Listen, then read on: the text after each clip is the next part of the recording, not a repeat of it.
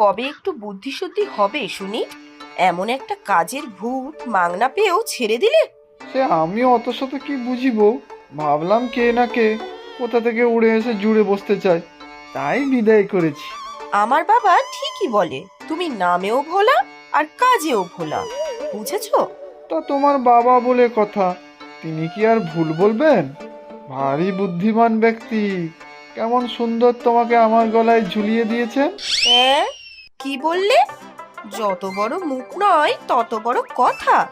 আমার বাবা চালাকি করে আমাকে তোমার গলায় ঝুলিয়ে দিয়েছে?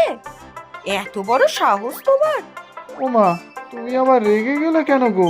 আমি কি অন্যায্য কথা কিছু বলেছি নাকি? না, বড় মধুর কথা বলেছো।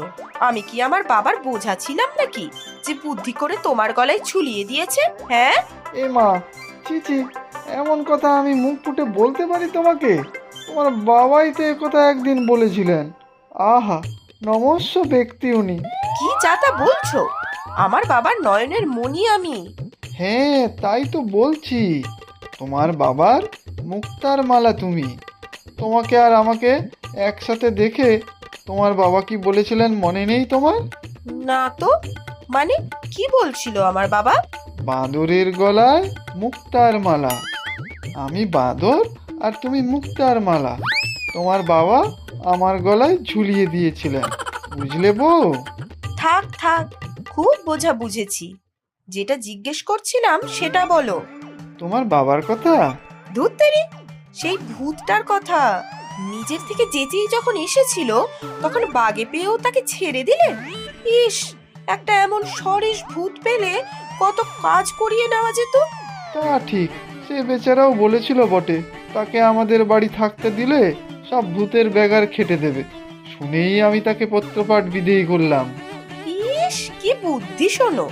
নিজের মুখে ভূতের ব্যাগার খেতে দেবে বললো, তারপরও ছেড়ে দিলে? ও মা, আমাদের বাড়িতে থাকবে বলছিল তো। লোকে যদি জানতো আমাদের বাড়িতে ভূত থাকে, তখন কি লজ্জার ব্যাপার হতো বলো তো? ধুত্তেরি, এতে তোমার লজ্জার কি আছে? তুমি তো আর ভূত নও। তা হোক, তবে আমাদের বাড়িটা তো তখন ভূতের বাড়ি হয়ে যেত, কেউ আর ভোলার বাড়ি বলতো না।